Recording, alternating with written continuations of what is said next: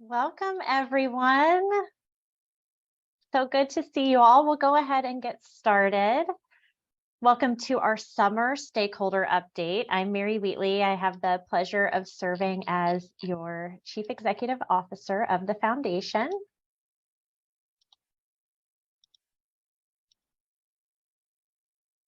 We always like to lead with our mission in all of our programs and events.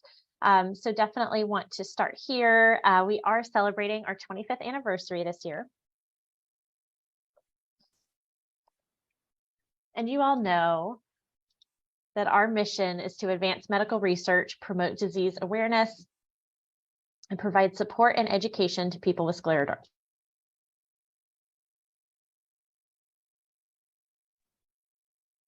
Excuse me. We would love your feedback on how we are meeting this mission, things we can do better. If you'll take a moment to point your phone at the QR code on the screen or visit scleroderma.wiki/pulseq1. That'll take you to our pulse survey for Q1, fiscal year 24. And then you can give us some feedback on how we're doing. And we definitely appreciate that.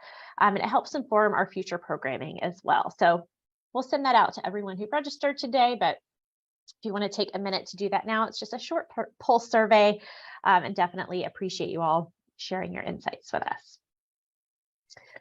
So today I'm going to give an update on our mission pillars, which you all know are research, education, and support. I'm going to start with our vision for the future, which we shared if you were with us in Orlando. Excuse me. We really tried to share what we're working toward along with all of you, our champions across the country, in terms of our vision for the National Scleroderma Foundation.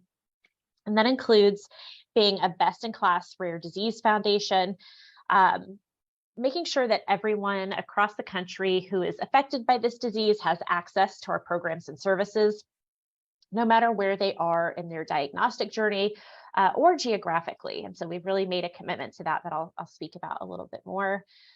Making sure that our community is inclusive, that we're welcoming everyone in, again, across every phase of their journey. And that we are really being intentional about meaningful collaboration with our chapters, with our partners, and with our members. So one of the things that we just rolled out last month is our new chapter structure.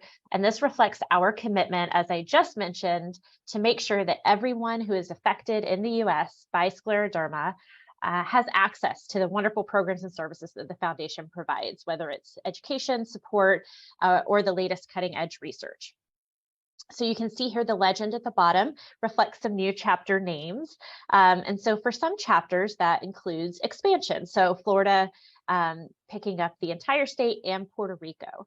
For some chapters, it reflects that they are strong and have a good saturation in their area. And we're kind of baby neighbors with another chapter that also had good coverage. And so they didn't need to expand. So New England and Tri-State are examples of that.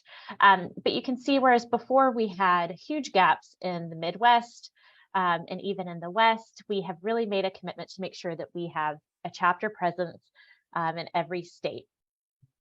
The other thing I'll say is that we're really intentional about making sure that each chapter has a designated, at least one designated research and treatment area within their catchment area.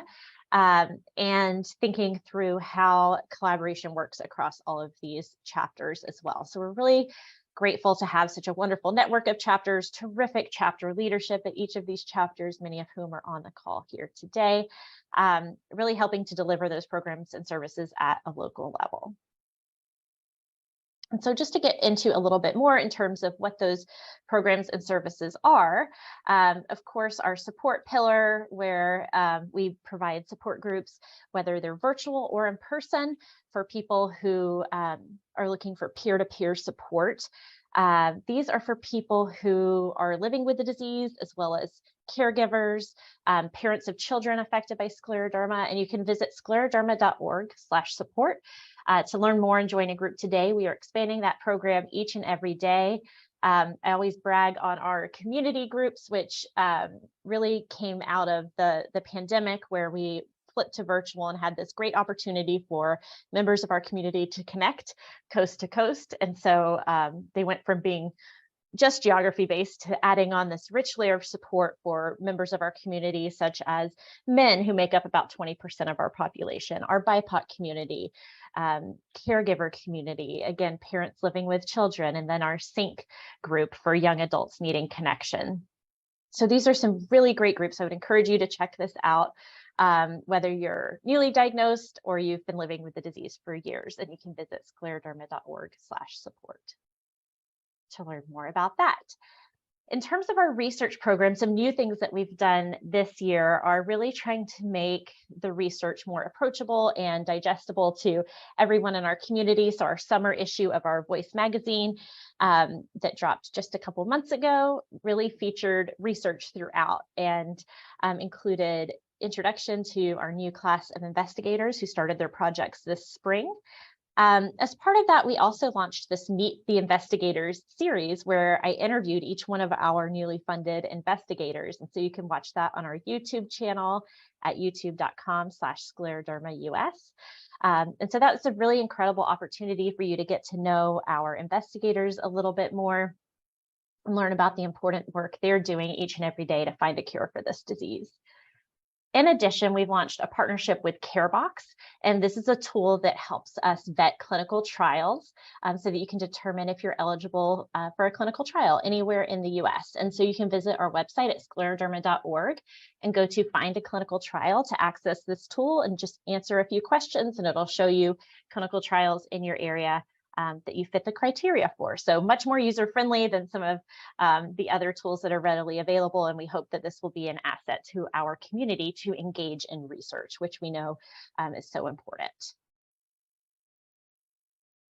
Moving on to education, we just announced this week, and if you were with us at conference and you got a sneak peek to know that next year we will be in the Seattle area, July 19th through 21st. So please save the date for next year's conference. Conference is such a wonderful way for us to bring the community together and really have an intensive weekend full of education, full of networking, connection, and really just learning on a much deeper level about what's happening in scleroderma research, ways to stay healthy while living with this disease and really live your best life. So this year, just last month, I can't believe it's been a month already, when we gathered together in Orlando and online for the National Scleroderma Conference, we welcomed just over 600 people to 52 different sessions. We were grateful to be able to offer 48 scholarships to the conference. And then in terms of who the registrants were, 31% of our participants were virtual. So they participated on our online platform where we live streamed sessions. And 44% were first-time attendees. So it was really incredible to connect with people who'd never been to a conference before and just hear their experiences and how much they were enjoying being together with all of you in the community. 18% of our participants were caregivers. And so it really just shows that our community is incredibly diverse in terms of who is showing up for these types of events. And it was really, really exciting to have everyone there. So if you did participate, you still have access to all of these sessions on our AirMeet platform through mid-September. And then we'll also be putting these up on YouTube, on our YouTube channel that I mentioned, which is youtube.com/sclerodermaus. And so those will be available free to everyone to really just help spread awareness about the disease and the important work that we're doing. I also want to highlight the important work that our chapters are doing in terms of education. One in particular is the monthly Lunch and Learn series that's open to anyone who's interested. You can find more information on the calendar on our website. But this is a monthly session hosted by our Upper Great Lakes chapter, who's done just such a terrific job of putting together really high quality content that you can take during your lunch hour once a month. Just go ahead and put it on your calendar and register for those and really get a great kind of mini deep dive into some great educational topics. In addition to this series, we have several other chapters who are hosting educational programs throughout the year. Between now and the end of the year, we have a dozen programs coming up. So please make sure you check out the calendar on our website at scleroderma.org so that you can participate in those. We have really embraced the hybrid model. So virtual is available for just about everything we do, so that we want everyone to have access again to this really incredible education. I would be remiss if I didn't mention that our portfolio of research is now open for applications, and those are due September 15th. So we're really excited to welcome in a new class of investigators, whether they're new investigators or established in the field of scleroderma research. Those applications are coming in now and over the next several weeks.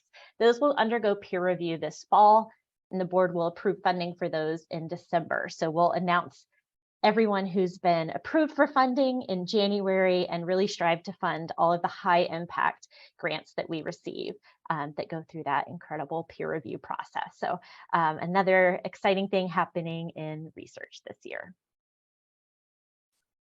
I love this quote from Dr. Carol Fagali-Bostwick, who gave the closing session at our annual conference, and she was talking about, the incredible progress that's been made in scleroderma research over the last 25 years.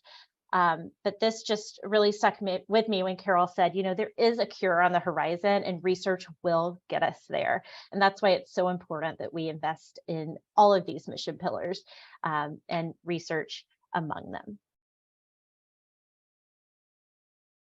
Another great way to engage with the foundation to help us spread awareness about scleroderma is to participate in one of our Stepping Out to Cure Scleroderma walks.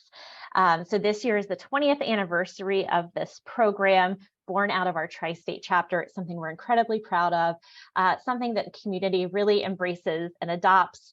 And these are some of our walkers last month in Orlando crossing the finish line together. We have 4 more walks this calendar year and 40 walks planned for next year.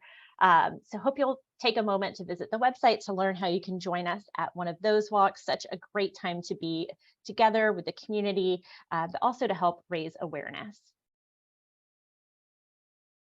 And as we near the end of this quick update, I want to share with you, as I always do, our financial health here at the foundation. So our fiscal year runs July 1st through June 30th. And so these are unaudited numbers, but as of June 30th, we were sitting at $9.6 million in net assets. We have 22 months in reserves.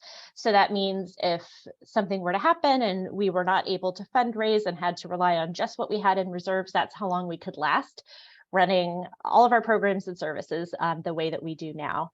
And then just a couple other statistics for you in terms of the fair market value of the investments that we're holding, and then our cash on hand as well. And our commitment to financial transparency and sound financial practices has earned us the Charity Navigator's 4-star rating, which is their highest, for 6 consecutive years, and as well as a platinum transparency rating from Candid. So with that, I will stop recording and open the floor to questions, and just thank you all so much for the incredible work that you do on behalf of the foundation and for being here to hear about what we're doing.